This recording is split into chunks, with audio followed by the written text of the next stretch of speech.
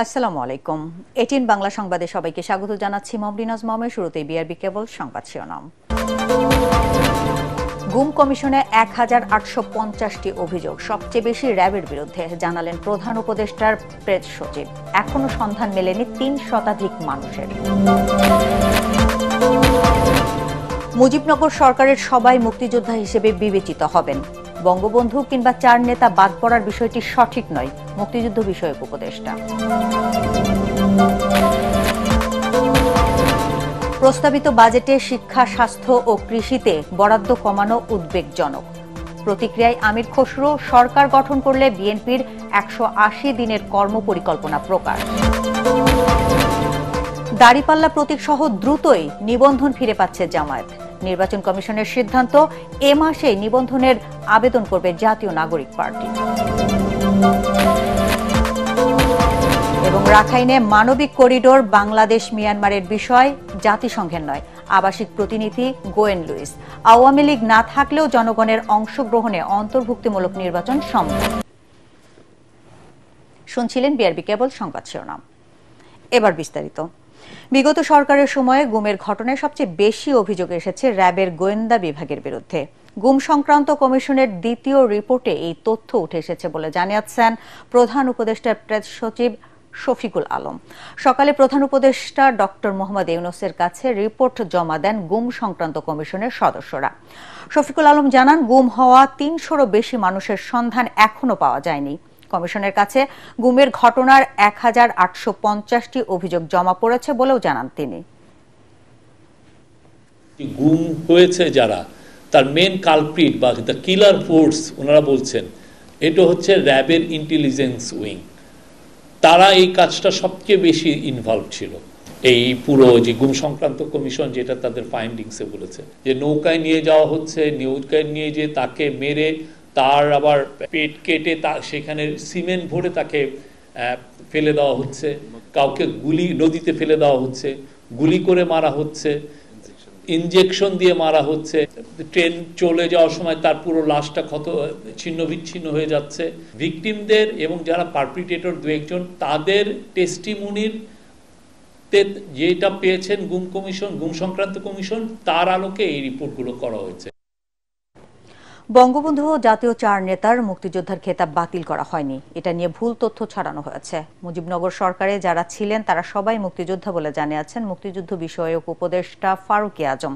তবে মুজিবনগর সরকারের কর্মকর্তা কর্মচারী সহ যারা সরাসরি যুদ্ধে অংশ নেয়নি তারা সহযোগী মুক্তিযোদ্ধা হিসেবে বিবেচিত হবেন। মুক্তিযোদ্ধাদের দাবির প্রেক্ষিতেই এই অধ্যাদেশ জারি করা হয়েছে বলে জানান তিনি। রিপোর্টে জানাচ্ছেন মাহবুব কবির চপল।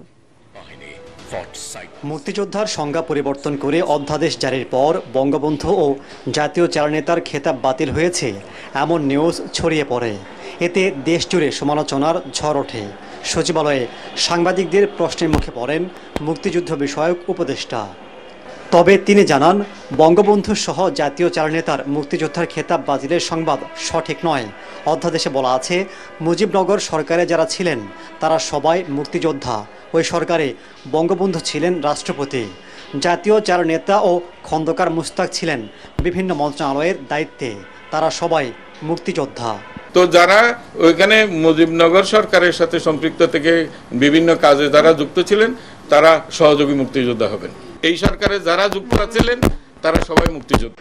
২০১৮ সালের আগ পর্যন্ত সরাসরি যারা যুদ্ধে অংশগ্রহণ করেছেন কেবল তারাই মুক্তিযোদ্ধা হিসেবে স্বীকৃত ছিলেন। ওই বছর আইন সংশোধন করে মুজিবনগর সরকারের কর্মকর্তা কর্মচারী ১৯৭০ সালের নির্বাচনে জাতীয় ও প্রাদেশিক পরিষদের সদস্য, খেলোয়াড়, শিল্পী, কলাকুশলী সহ বিভিন্ন ক্যাটাগরিতে মুক্তিযোদ্ধার স্বীকৃতি দেওয়া হয়। অন্তর্বর্তী সরকার তাদের সেই খেতাব বাতিল করে সহযোগী মুক্তিযোদ্ধার স্বীকৃতি দিয়েছে। তবে তারা সমান রাষ্ট্রীয় সুবিধা পাবেন। কেন এটা করতে হয়েছে তার ব্যাখ্যা দেন মুক্তিযুদ্ধ বিষয়ক উপদেষ্টা। এরকম বহু লোক এখানে মুক্তিযোদ্ধা হিসেবে আসছে, এটা আমরা নমুনা হিসেবে অনেকটা পাচ্ছি যেগুলি সঠিক নয়, এটা ঠিক নয়। ফলে এই সমস্ত মানুষেরা বাইরে সমাজে গিয়ে নিজেদেরকে বীর মুক্তিযোদ্ধা কিংবা অন্যান্য অনেক রকমের অনাচারের সাথেও যুক্ত। ভুয়া মুক্তিযোদ্ধাদের বাদ দিয়ে খুব শিগগিরই নতুন তালিকা প্রকাশ করা হবে বলেও জানান তিনি। মুক্তিযোদ্ধাদের সুযোগ সুবিধা বাড়ানো হবে বলেও জানান উপদেষ্টা। মাহবুব কবির চপল, ATN বাংলা, ঢাকা। প্রস্তাবিত বাজেটে শিক্ষা, স্বাস্থ্য ও কৃষিতে বরাদ্দ কমানো উদ্বেগজনক বলে মন্তব্য করেছেন বিএনপির স্থায়ী কমিটির সদস্য আমির খসরু মাহমুদ চৌধুরী। 2025-26 বাজেট নিয়ে বিএনপির আনুষ্ঠানিক প্রতিক্রিয়ায় তিনি একথা বলেন। গুলশানে চেয়ারপারসনের কার্যালয়ে আয়োজিত সংবাদ সম্মেলনে তিনি বলেন, কালো টাকা সাদা করার সুযোগ দিয়ে নিয়মিত করদাতাদের সাথে বৈষম্য করা হয়েছে।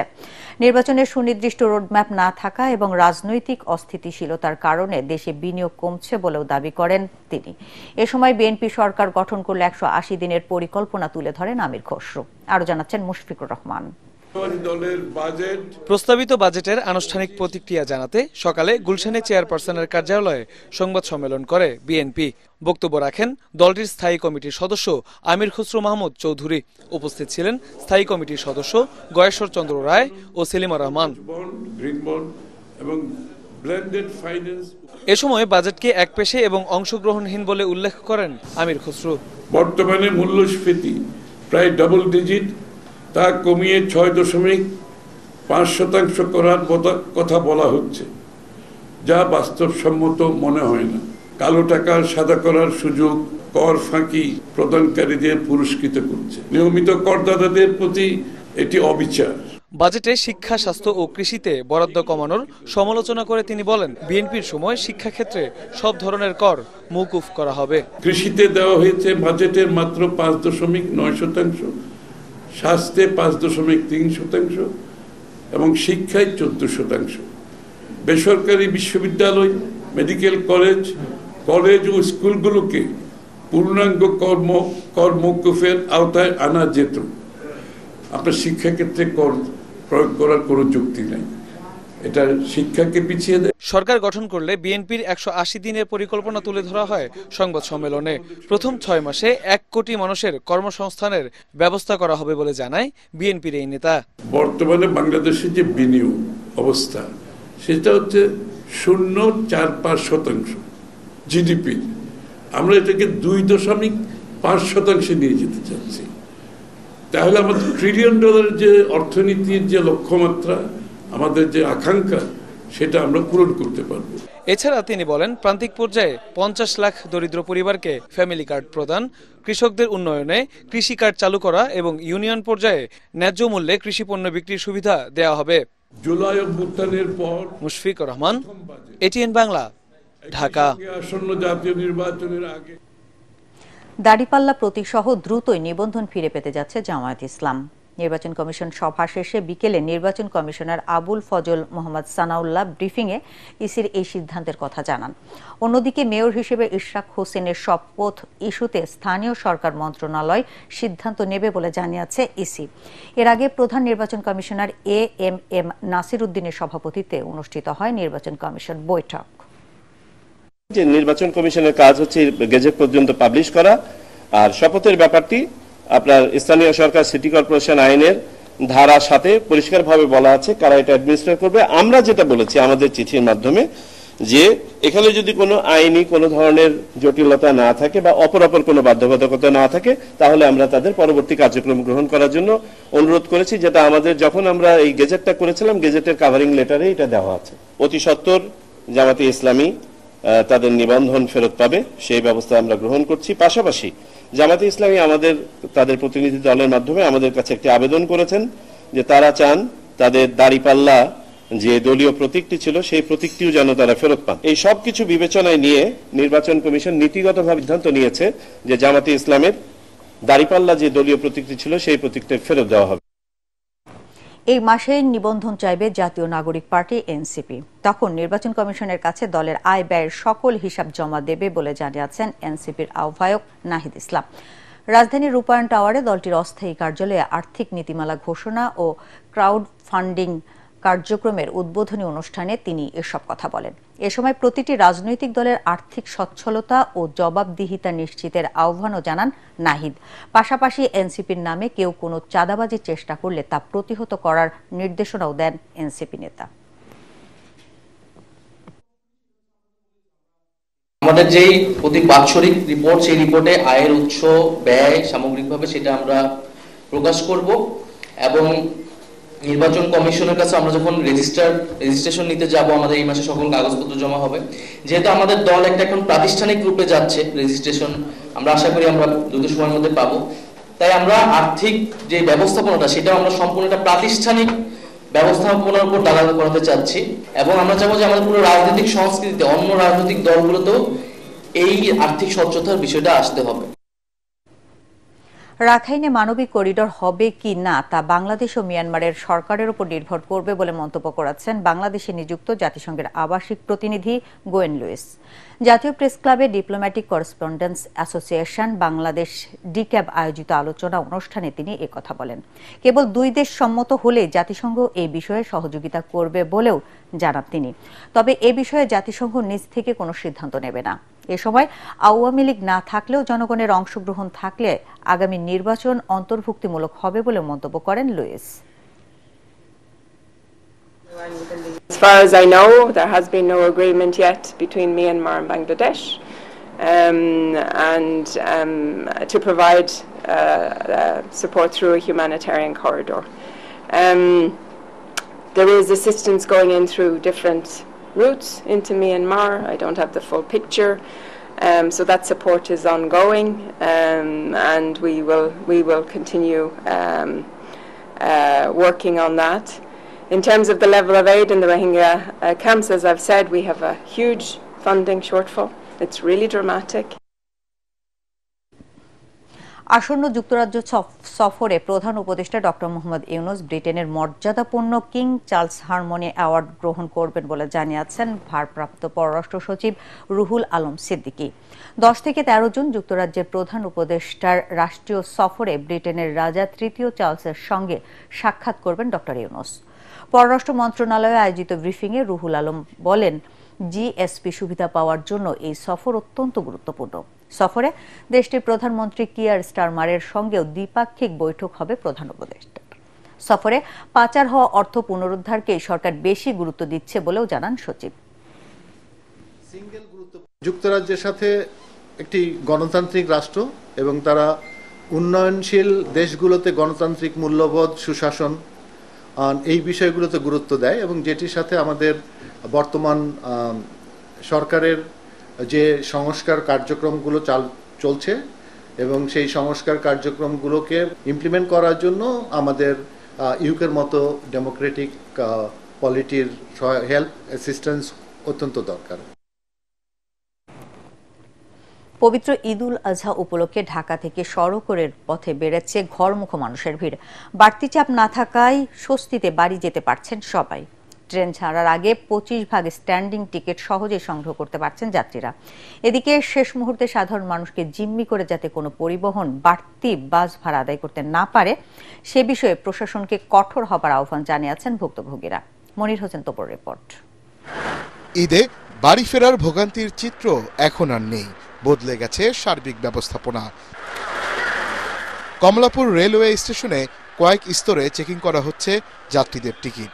ট্রেনে যাত্রীদের উপচে পড়া ভিড় না থাকায় স্বস্তিতে বাড়ি যেতে পেরে খুশি সবাই। পরিবেশ ভালো আছে। এখন ওইদিকে স্টেশনে কেমন হবে তা তো বলতে পারতেছি না। বাড়িতে যাব, সবার সাথে আনন্দ করবো, এগুলোই প্ল্যান। আর গরু মাংস, গরু খাওয়া এগুলা। এবার কয়েক স্টেপে দেখছি যে নিরাপত্তা ব্যবস্থা, তো এটা ভালো লেগেছে। অনেকদিন পরে বাসা যাব, বাচ্চা কাচ্চা দেখবো, মা বাবা আছে, শ্বশুর শাশুড়ি আছে, অনুভূতিটাই অন্যরকম। অনেক কষ্টই টিকিটগুলো পাইছি। সোনার হরিং 25 তারিখে টিকিট কাটছি, আজকে যাব দিনাজপুর, ঈদে বাড়ি যাচ্ছি। ট্রেন জুড়ে এখন যাত্রীদের বাড়তি চাপ এখানে লক্ষ্য করা যাচ্ছে এবং মানুষজনের মধ্যে এখন আনন্দ উচ্ছ্বাস বিরাজ করছে এবং তারা চেষ্টা করছেন যে ঈদে বাড়ি যে তারা পরিবার পরিজনের সাথে খুব আনন্দে ঈদের আনন্দ ভাগাভাগি করবেন। বুধবার থেকে বিভিন্ন রুটে চলছে ঈদ স্পেশাল ট্রেন। যাত্রীদের বিশেষ চাহিদায় আমাদের 10টি স্পেশাল ট্রেন পরিচালনা করা হচ্ছে। ঢাকা স্টেশনে প্রতিদিন 2 ধাপে মোবাইল কোড পরিচালিত হয়, সকাল থেকে এবং বিকালে। এদিকে বাস কাউন্টারগুলোতে যাত্রীদের বাড়তি চাপ নেই। তীব্র যানজট না থাকায় পর্যাপ্ত বাস রয়েছে কাউন্টারগুলোতে। নির্বিঘ্নে পরিবারের কাছে যেতে পেরে খুশি যাত্রীরা। অনলাইনে টিকিট কেটেছি, ভাড়া যা ছিল তাই দিছি। আমরা তো বসে আছি টিকিট বিক্রি করবার জন্য, গাড়ি আছে পর্যাপ্ত, বাট যাত্রী সংকট থাকার কারণে আমরা টিকিট বিক্রি করতে পারছি না। কিছু কিছু পরিবহন অতিরিক্ত ভাড়া নিচ্ছে বলে অভিযোগ করেছেন কেউ কেউ। মনির হোসেন তপু, এটিএন বাংলা, ঢাকা। কোরবানির ঈদকে সামনে রেখে জমে উঠেছে রাজধানীর পশুর হাটগুলো। নগরের বিভিন্ন হাটে দেশের বিভিন্ন প্রান্ত থেকে এসেছে পশু। ছুটির পর বিকেল থেকে বিক্রি বেড়েছে হাটে। ঢাকার গাবতলী, আমিনবাজার, উত্তরা, ৩০০ ফিট, পুরান ঢাকা, দনিয়া সহ অন্যান্য হাটে উঠেছে দেশি বিদেশি নানা জাতের গরু ছাগল। পর্যাপ্ত পরিমাণ পশু সরবরাহ রয়েছে বলেও জানান সংশ্লিষ্টরা। আরও জানাচ্ছেন ইয়াসিন রানা। কোরবানির ঈদে স্থায়ী ও অস্থায়ী মিলে ঢাকা উত্তরে 12টি এবং দক্ষিণে 7টি সহ মোট 19টি পশুর হাট বসেছে। বুধবার দিনের বেলায় পশু বিক্রি কিছুটা কম হলেও অফিস ছুটি শেষে বিকেল থেকে বেচা বিক্রিতে জমে ওঠে হাট। বাজারে বড় গরুর চেয়ে ছোট গরুর চাহিদা বেশি। কেউ কেউ দেখে শুনে কিনছেন পছন্দের প্রাণীটি। গরু 1,76,000 টাকা, তো দাম খুব একটা বেশি না। গতবারের কাছাকাছি হয়তো 2-4-5 হাজার টাকা বেশি হতে পারে। এই যে গরুটার দাম 70,000 টাকা, কিন্তু 70,000 টাকা না, আরো অল্প একটু বেশি। ওর নাম নবাব, কথা বলছেন, এটা 8 মণ ওজন আছে, বুঝছেন, 8 মণই ধরছি। সাইবালের গরু। দাম কত চাচ্ছেন? দাম 3.5 লাখ চাইছে। বিক্রেতারা বলছেন বুধবার রাত ও বৃহস্পতিবার মূলত বিক্রি হবে কোরবানির পশুর। আমাদের কিনাটা কাচ্ছি গা, দাম চাচ্ছি 20,000 30,000 করে বেশি চাচ্ছি, কিন্তু ওরা কিনাটা কাচ্ছি গো, মনে করেন দাম কম কয়। 581 কেজি লাগবে, এটা আমি 3,20,000 বলে ছাড়বো। হাটের সার্বিক প্রস্তুতি, ব্যাপারীদের নিরাপত্তার বিষয়েও পর্যাপ্ত প্রস্তুতির কথা জানান ইজারাদাররা। আমাদের টার্গেট 20 থেকে 25,000 গরু আমাদের বিক্রি করার টার্গেট। তো আলহামদুলিল্লাহ আমাদের হাটে অলরেডি 20,000 উপরে গরু চলে আসছে। ব্যাপারীদের জন্য থাকা খাওয়ার ব্যবস্থা করেছি। খাওয়া বলতে পানি, পর্যাপ্ত পানির ব্যবস্থা আছে। আমরা 2 কর্নারে 2টা বড় হাউস করে দিয়েছি গরুদের জন্য, গরুর পানির জন্য, ব্যাপারীদের গোসল করার জন্য টয়লেটের ব্যবস্থা করেছি। তারপর আমরা টেম্পোরারি কয়েকটা খাবার হোটেল করে দিয়েছি ব্যাপারীদের জন্য। ঈদুল আজহায় এবার 1,50,00,000 প্রাণী কোরবানি হতে পারে বলে জানিয়েছে প্রাণী সম্পদ মন্ত্রণালয়। কোরবানির ঈদকে সামনে রেখে জমে উঠেছে পশু কেনাবেচা। ছোট বড় বিভিন্ন সাইজের পশু নিয়ে হাটে এসেছেন ব্যাপারীরা। হাজার হাজার ক্রেতারা এসেছেন পশু কিনতে। দাম নিয়ে বড় বড় মতো মিশ্র প্রতিক্রিয়া থাকলেও তা হাটের সৌন্দর্য বলে মনে করছেন সকলেই। ঈদের আগে আরো গরু আসবে, তখন দাম নিয়ন্ত্রণে চলে আসবে মনে করছেন সকলেই। ইয়াসিন রানা, এটিএন বাংলা, ঢাকা। ঈদের আগে শেষ কর্মদিবসে উপচে পড়া ভিড় ছিল ব্যাংকগুলোতে। নগদ টাকা তোলা, ঋণের অর্থ ছাড়, রেমিটেন্স, সঞ্চয়পত্র ভাঙানো, মুনাফা উত্তোলনে ব্যস্ত ছিলেন গ্রাহকরা। এজন্য প্রয়োজনীয় প্রস্তুতি নেয় ব্যাংকগুলো। ঈদের আগে শিল্পাঞ্চলের কিছু শাখা আজ ও আগামীকাল বিশেষ ব্যবস্থায় সীমিত সময়ের জন্য খোলা থাকবে। এদিকে প্রথমবারের মতো টানা 10 দিনের ঈদের ছুটির কারণে ভল্ট ও ব্যাংকগুলোতে বিশেষ নিরাপত্তা ব্যবস্থা জোরদার করা হয়েছে বলে জানিয়েছেন সংশ্লিষ্টরা। শারফুল আলমের রিপোর্ট। বৃহস্পতিবার শুরু হচ্ছে ঈদের ছুটি। টানা বন্ধের আগে শেষ কর্মদিবসে ভিড় বাড়ে ব্যাংক পাড়ায়। এদিন টাকা জমা দেওয়াচ্ছে উত্তোলনের হার বেশি ছিল, কিন্তু এত ভিড় হবে এটা বুঝতে পারিনি, ভাবছি আরো ভিড় কম হবে। এখানে একটা কাউন্টার, যদি আরো 2টা কাউন্টার হইতো তাহলে আমাদের জন্য অনেক ভালো হইতো আর কি। যেমন দেখতেছেন না, অনেক লম্বা লাইন। কেনাকাটা করার জন্য, তারপর বাজারঘাট করার জন্য বাসায় কিছু ক্যাশ টাকা রাখার দরকার, সেই জন্যই আসছি এখানে। আমাদের কাউন্টারগুলো আসলে সবসময় একটু উপচে পড়া ভিড় থাকে।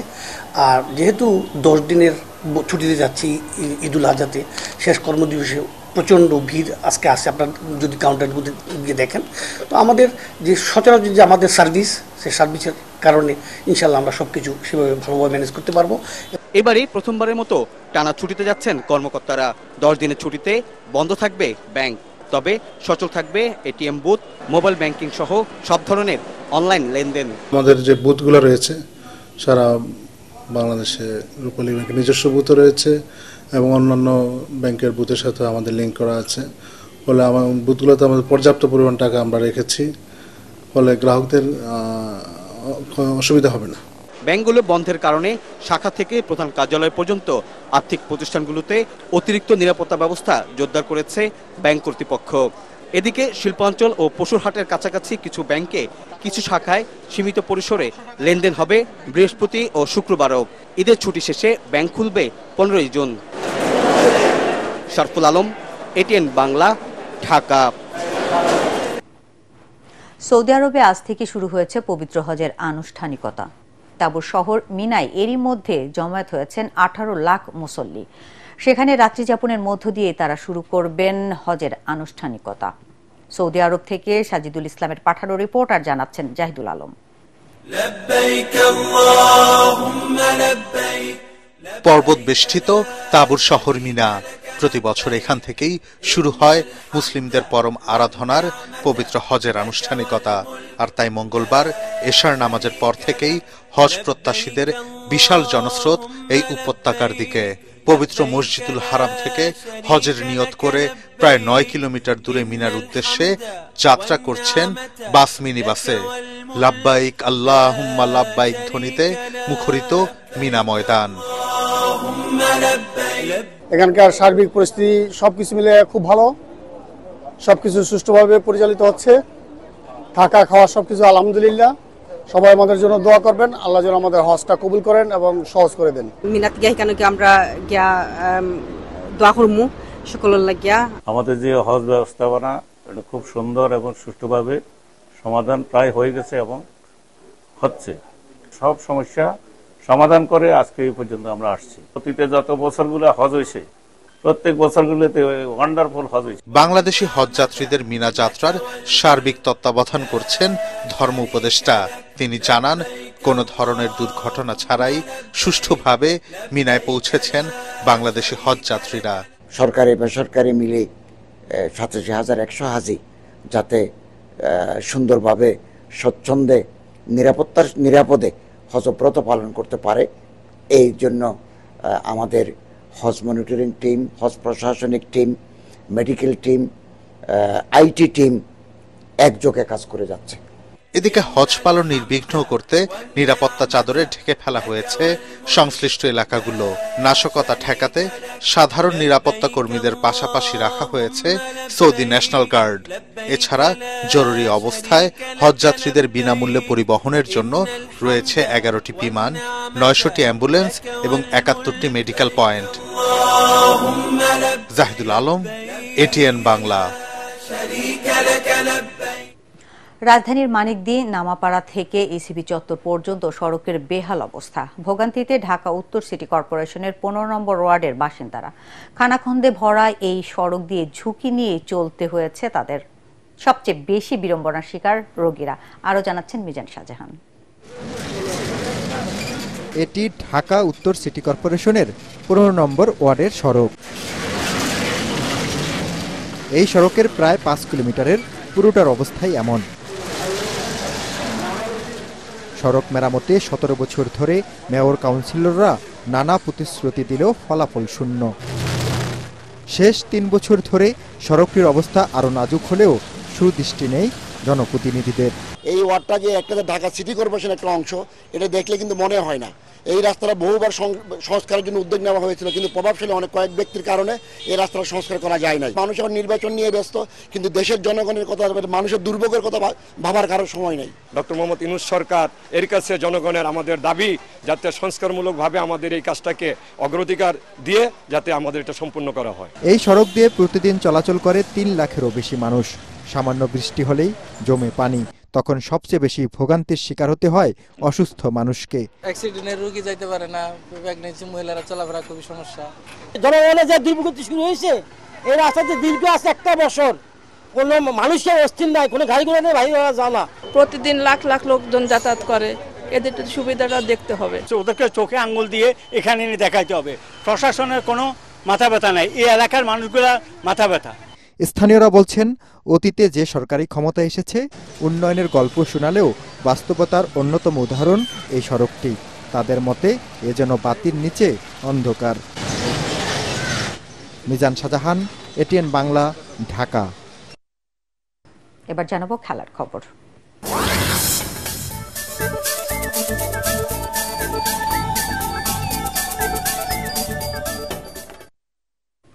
আন্তর্জাতিক প্রীতি ফুটবল ম্যাচে ভুটানের বিপক্ষে অনায়াসে জয় দিয়ে আসন্ন এশিয়া কাপ বাছাই পর্বের প্রস্তুতি শুরু করল বাংলাদেশ। বুধবার সন্ধ্যায় ঢাকা জাতীয় স্টেডিয়ামে অনুষ্ঠিত ম্যাচে 2-0 গোলের জয় পায় হাভিয়ার কারবারের শিষ্যরা।